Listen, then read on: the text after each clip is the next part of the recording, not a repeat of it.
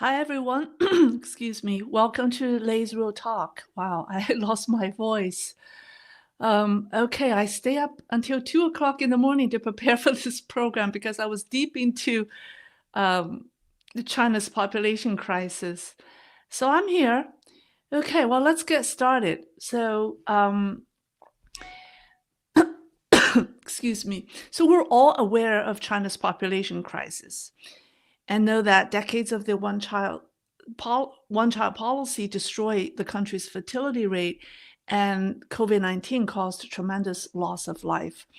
In my December 14th program last year, by comparing China's demographic data to that of India, I showed you that China's population before the pandemic, near 2020, was no more than 900 million. It's not the 1.4 billion claimed. There are other experts who estimated that Chinese population before COVID was 800 million. In my March 2nd program, I presented how, using reasoning model of Grok's 3, and China's economic data, people came up with a shocking COVID casualty estimated between 150 million to 200 million using official consumer data in China. Assuming both studies are true, that puts China's population at no more than 700 million, half of the official 1.4 billion. However, we know the real casualties of COVID isn't just the 150 to 200 million estimated by AI. It's a lot higher because the official economic data is inflated. One of my longtime viewers who's here, who is in China on the ground, just shared with us that his estimate of China's population is between 400 to 600 million. So thank you, Texas Panda. Regardless of what the number is, the tremendous loss of population is visible to the Chinese people now, and they're openly asking a troubling question. That is, during the heyday of the one-child policy in the 1990s, when China's population was only 1.2 or even 1.1 billion, the country was crowded with people and kids were seen everywhere. Now, single-child policy is gone and the country's population is allegedly 1.4 billion, yet places are empty and kids are nowhere to be seen in the streets. They ask why. In fact, it's impossible to hide the loss of 700, 800, even 900 million people. Today, I'll give you additional information to show that the sudden drop in population has disrupted China's commercial activities and hollowed out its rural population, forcing the Chinese government to react. So first, I will talk about the impact of the population loss on business and real estate. And then I'll talk about the village merger program. And then last but not least, I'll go over several industries that are impacted by the shrinking country, right? I'll talk about the movie industry, the drugstores, and bus companies. First things first, the loss of population has contributed to China's real estate crisis. Oversupply is only one half of the problem, while the demise of the market is the other half. Let me play you a video in which the Chinese describe what they're seeing on the ground. So it's only a 2-minute video. Hold on one second.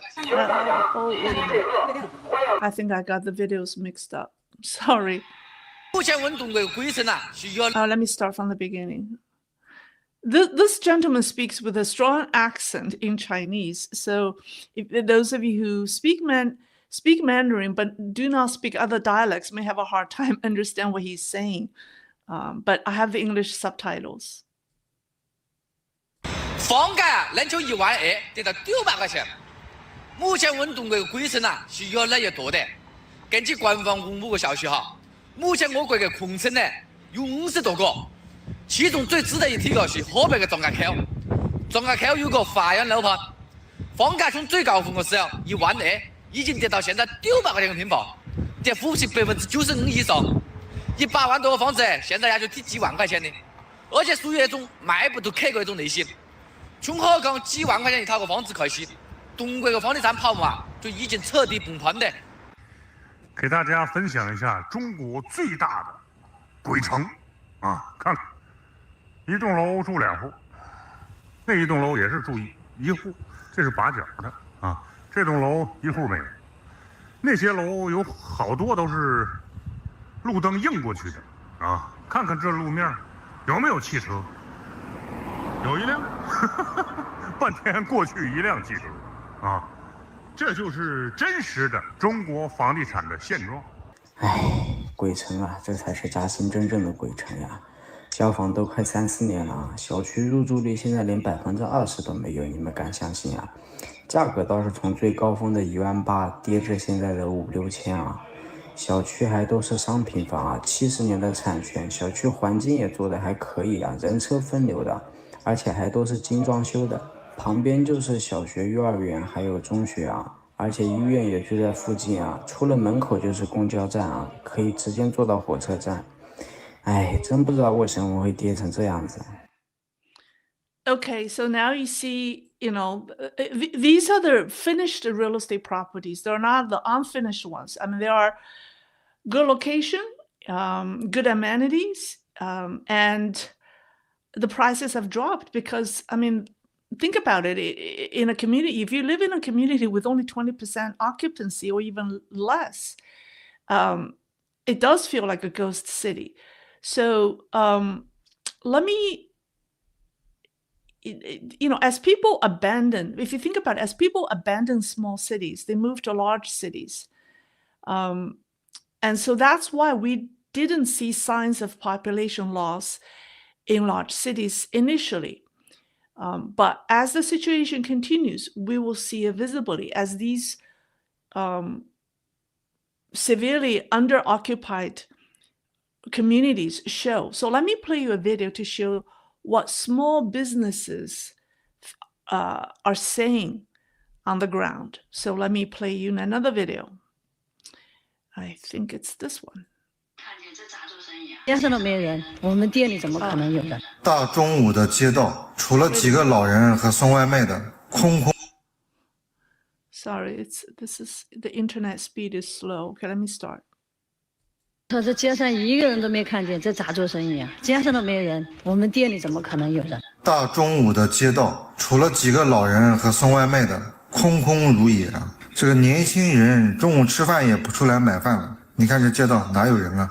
不是我不努力啊，是真的没人啊！我们就说，为什么突然大街上就没有人了？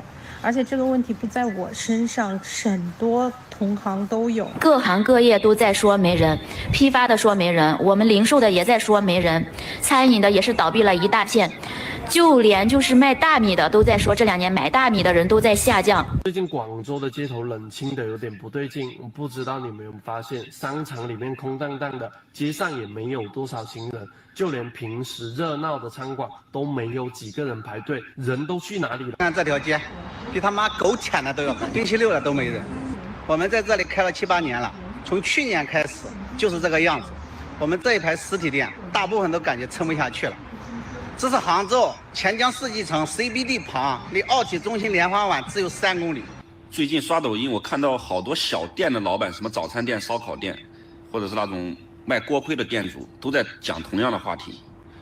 中国10几亿人，为什么大街上现在看不到人呢？给你们看一下大上海实体经济的一个现状啊，姐妹们。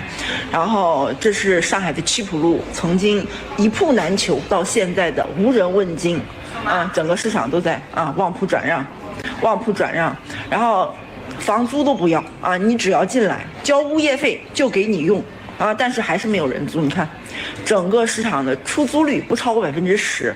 我们的直播间在2楼，然后我租了一个很大的，1年只要2万块钱，100个平方。所以现在这个实体店怎么干？你看啊，干干净净的。虽然稀稀拉拉这个市场有一点商户啊，然后就开口几个，但是依然是没有人的。所以你说这实体经济被干成这样子，到底啥原因啊？咱也搞不懂。你看看这情况，哪里都没人。我的妈呀！今年这生意怎么做？我从早上10点钟开始开门，到现在一个客人都没进来过。这不是消费降级的问题啊，人都没有了，人去哪里？人都不消费了啦。Okay, so now let me do. I did a comparison between New York City and Beijing. Beijing has a population of 21 million with a population density of 23,000 people per square kilometers in downtown Beijing. In contrast, New York City has 8.5 million people, and Manhattan's density is 25,000 people per square kilometer. So they're on par, they're similar, 23,000 versus 25,000. However, Beijing feels empty and desolate, while Beijing feels empty, while New York streets are still bustling with people. In fact, New York governor recently imposed additional fees for cars entering Midtown Manhattan just to curb traffic. So, obviously something is going on. And when we say ghost cities, we're not talking about newly constructed cities that are not, newly constructed development projects, or cities like Xiong'an, which are not inhabited by people, which are, no one has moved into them. They're not. They were once thriving and bustling areas or towns or cities that are completely abandoned by people now. So let me play you a third video to show you two such examples.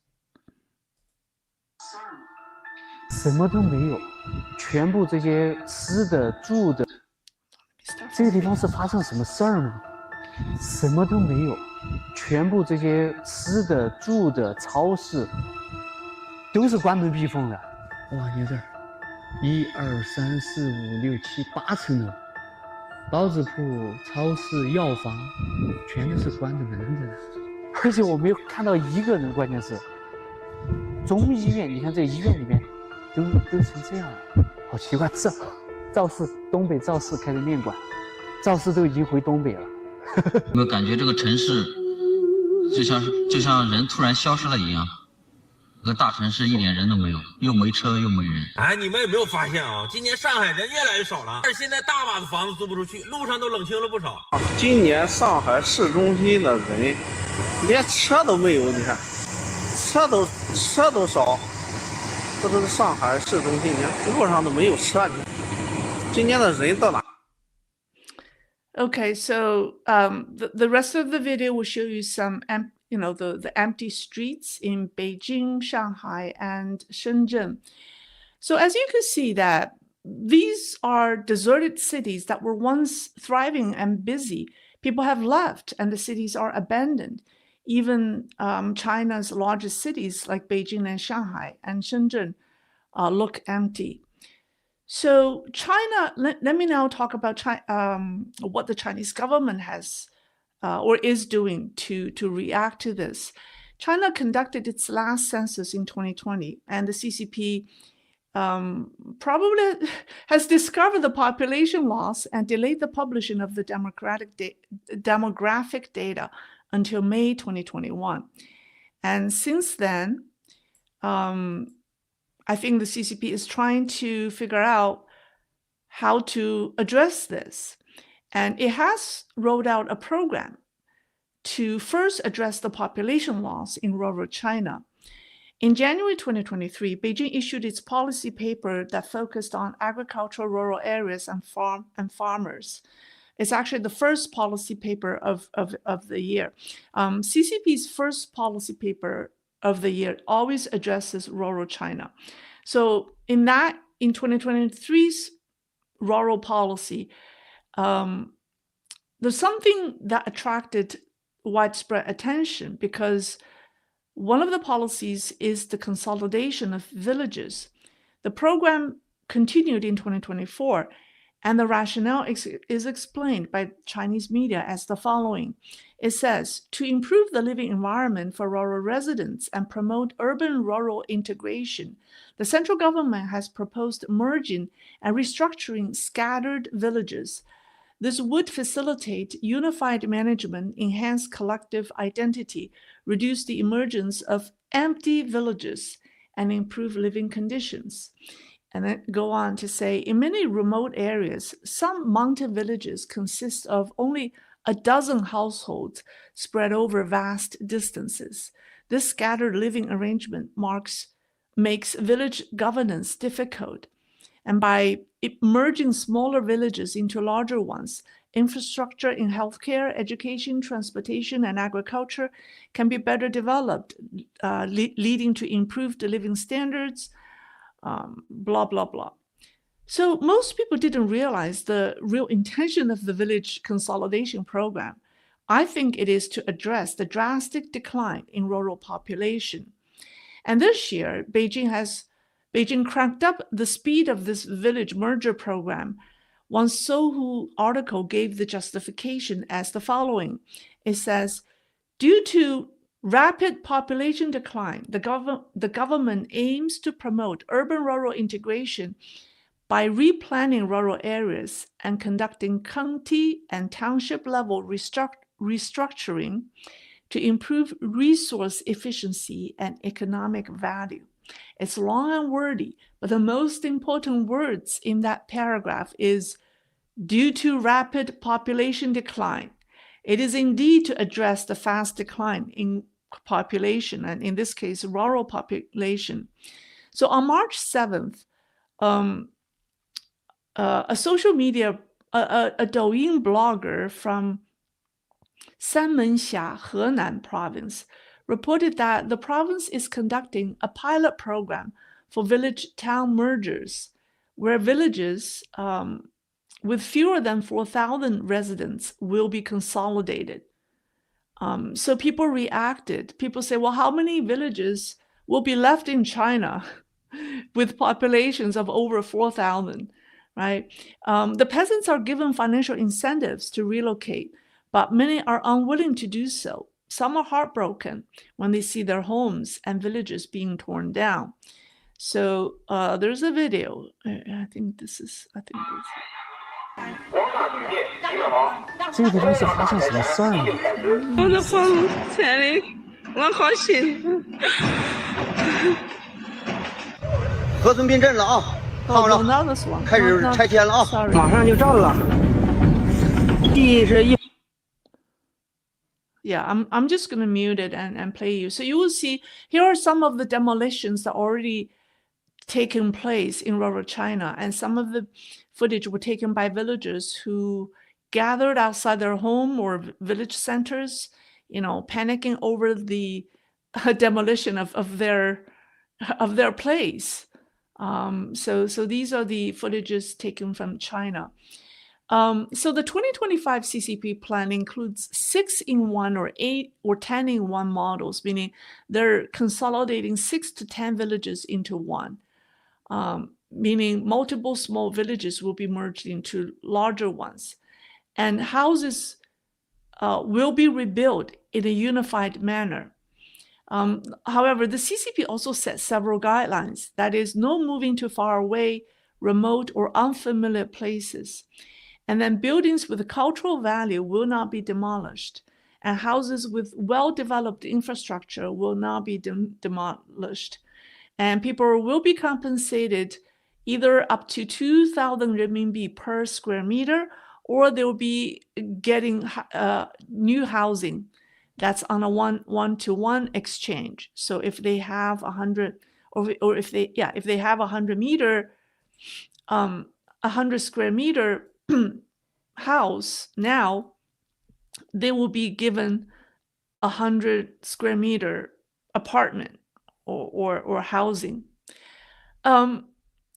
Now, recently, reports have circulated online that 6 provinces, Henan, Shandong, Hebei, Heilongjiang, Jilin, and Liaoning, are all planning to merge villages. So this program started in Henan as a pilot, but it's been rolled out to 5 other provinces. And in Henan, nearly all counties are affected. And so many Henan residents confirm that the population in their province has indeed decreased. Some people bluntly said that this should be done a while ago because there's not a single person left in some villages. However, the project also sparked concerns and resistance because people don't want to leave their ancestral homes or properties they built. Neither do they want to abandon their land. The CCP may want to use this opportunity to introduce industrialization to rural China by consolidating villages. However, this move will be counterproductive, in my opinion, and further decimate China's declining agricultural capability or capacity.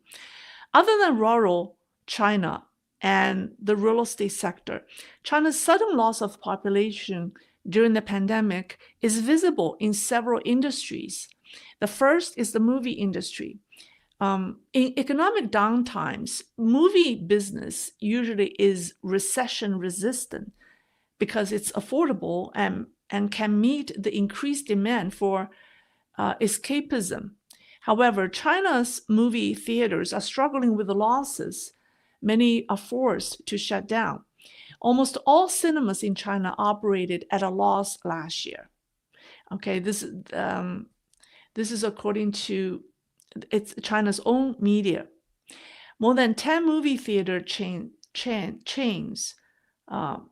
maybe it's 10 movie theaters. I'm not sure if it's chains or individual movie theaters in China, have publicly announced their closure after this past Lunar New Year holiday season. For example, there's a UME cinema in Beijing. It's the Huaxing branch, officially shut down on March 1st after its lease expired. The movie theater is famous because it opened on July, I think it was maybe July 1st, but it was in July of 2002. And then the first film it screened was Star Wars Episode 2, Star Wars 2. And it became the first IMAX theater in Beijing in 2006. And in December 2010, it set a national box office record, surpassing 97 million renminbi in annual revenue. So those are the good days for this theater, but they're gone and it's closed.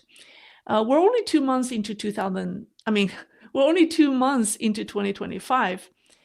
After the Lunar New Year holiday, a number of movie theaters have publicly announced their closure, and including the Beijing Huaiying Cinema, Xi'an's Oscar Cinema, and CGV Cinema in Guangdong Zhongshan. So multiple theater managers have revealed that that they are operating at a huge operating loss because the rent cost accounts for 50% of their total operating cost. China's high real estate prices are hurting its other industries. And as the real estate prices continued to be very high, ticket sales have plummeted. So that's why they're all losing money. And so one theater operator shared that last summer, some theaters made only, it was in the south, I think it was, this movie theater is in the southern China, probably in Guangzhou. And he said that some theaters made only 1,000 renminbi a day across more than 10 screening rooms, while their electricity bill alone peaked at 120,000 a month due to AC. So that's why a lot of them weren't turning on AC in the movie theaters, and then the customers complained. So think about it. When your ticket sales can hardly cover your electricity bill, what does that tell you? That means they need to increase ticket sales by many-fold, right, in order to be profitable. It means that the number of people going to the movie theaters has drastically declined. And if it's not a population loss, I can't think of a reason to explain the sudden drop in moviegoers, because it's recession resistant. Movie theaters are recession resistant.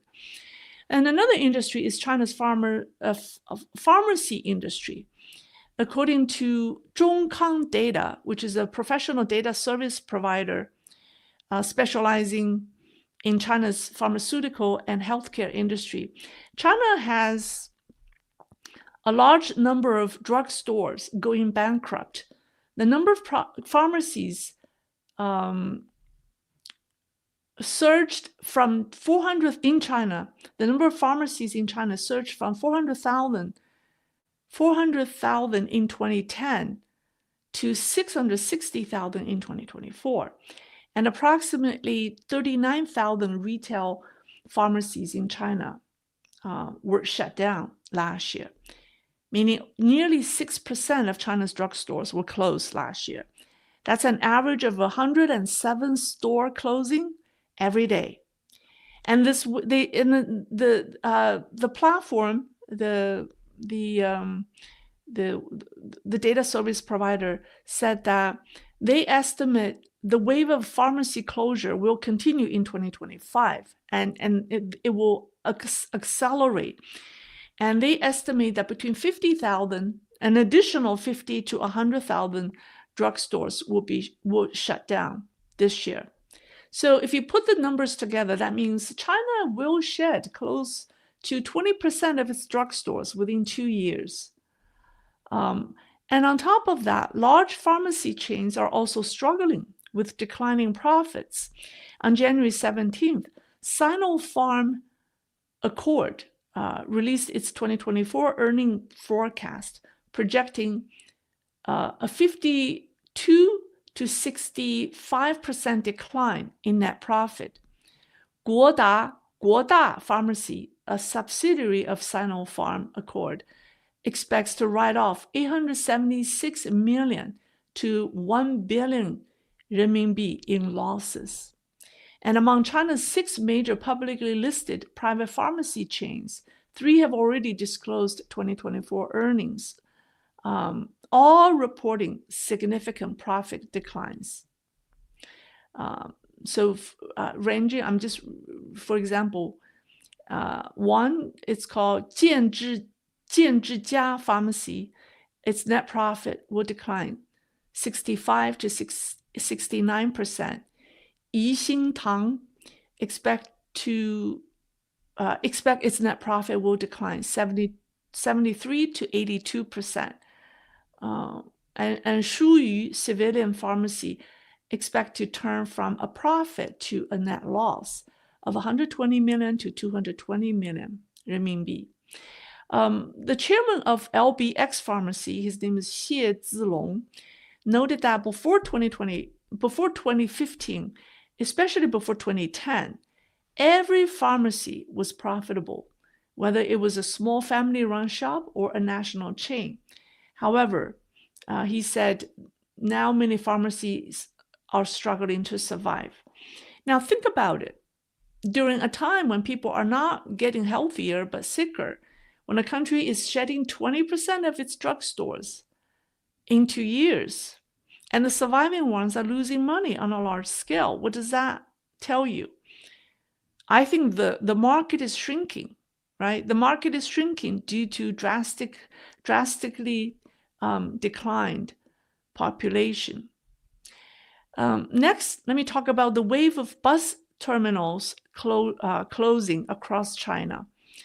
Last year, Wuhan's largest bus terminal, it's called Hankou North Center, ceased operations. This year, the Zhoukou it's called Zhoukou Comprehensive Bus Terminal in Henan, which was designed to handle 21,000 passengers per day, also shut down due to a lack of travelers. Similarly, major passenger transport hubs in Guangzhou, Hainan, Chengdu, and other cities have all quietly disappeared in the past few years. In August 2021, Shenzhen's Shajing bus terminal officially shut down. It was established in mid-1990s. It once operated hundreds of routes across the region, serving 10,000 passengers per day at its peak. A similar fate befell Panyu's bus station called Shiqiao, which had operated for 35 years. In the 1980s and 90s, the Shiqiao bus terminal was the lifeline of travelers in the region. And it was back then, people had to line up at least 30 minutes in advance to secure a ticket. And when it closed in June 2021, the official explanation was very clear. It says, a severe decline in passengers led to financial losses. Now, I want to tell you that the surviving bus companies aren't doing well because the passenger numbers have plummeted nationwide. According to a February 13 report by Shanxi News, in Sanyuan County, Shanxi province, which is near the Xianyang city, the occupancy rate at the local bus station dropped to just 10%. And the manager of the county's bus company admitted that business is really bad. He said, in the past, during holidays, we had long lines forming at our station. Now there's barely anyone. After the news of Fengyuan bus station's struggles, went online, many Chinese across China commented on social media that the bus stations in their own cities were also struggling or had already shut down. So they say the days of overcrowded bus stations, traffic jams, and people fighting for seats are over, are gone. Now, people ask, well, could it be that now everyone has a car, or maybe people are, ordering ride shares like Uber, the Chinese version of Uber here? Well, China's economy has not reached the point where every citizen can afford a private car or use rideshare, right? Or take high-speed rail for longer distance travels. Bus travel remains essential for the vast majority of Chinese people who are not wealthy. If most people still rely on buses, yet bus stations remain so empty, it indicates a drastically shrinking economy and demographic. So I want to summarize by saying this. As China's population declines, its labor force is also shrinking. As a result, China's private economy is the most impacted, especially privately owned small to mid-sized companies. They're shutting down as both the market and labor force are disappearing. The CCP is forced to consolidate remaining resources to support large SOEs. And this is also one of the reasons why Xi Jinping has prioritized the state-owned enterprises over privately owned businesses. Over time, the private sector will die, and the remaining country will realign to support state-sponsored businesses, including a few strategically important large private companies such as Huawei or Tencent. This is another angle to understand China's overcapacity problem, which I know is a hot topic in geopolitics, as many countries are trying to find solutions to counter China's overcapacity. China's trying to export its overcapacity problem. So China's overcapacity problem has been exacerbated by the sudden loss of population. So as the rest of the world is very concerned with the CCP dumping the country's excess capacity elsewhere, they must understand how the problem was created in the first place, and it is due to severe population loss. Okay. With that said, I will quickly acknowledge the people who gave me super stickers, as I have a visitor ringing my doorbell. Carlton Percy. Well, thank you, Carlton. I have someone ringing my doorbell. Sorry, but I do want to acknowledge the people who give me super stickers. Let me see. Charles Womack. 雄心知识罪, picking up quarrels and promoting trouble. I imagine this would be one of the law charges the CCP would throw at Lei if she were to return to PRC. Oh, I'm not returning to PRC now. So I'm not going back as long as the CCP is there. All right, let me see.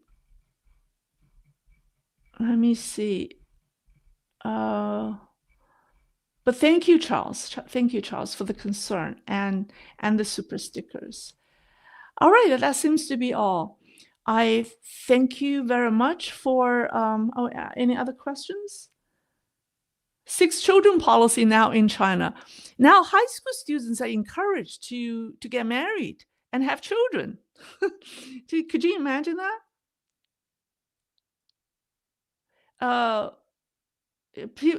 Can you replay the second video? That video was frozen before. Which second video? Which one is the second video? I don't even remember. Someone asked me. You know what? I'll post. Let me. Which one is the second video? The economy? Chris, can you tell me which one is the second video? I just not sure about the order. I think this may be the one. Okay, let me play that. Is this the one? No, this is not the one. I don't know which one is the second one. This one? Okay, let me play it. 这个地方是发生什么事儿吗？什么都没有，全部这些吃的、住的、超市都是关门闭缝的。哇，你看，1、2、3、4、5、6、7、8层楼，包子铺、超市、药房，全都是关着门的。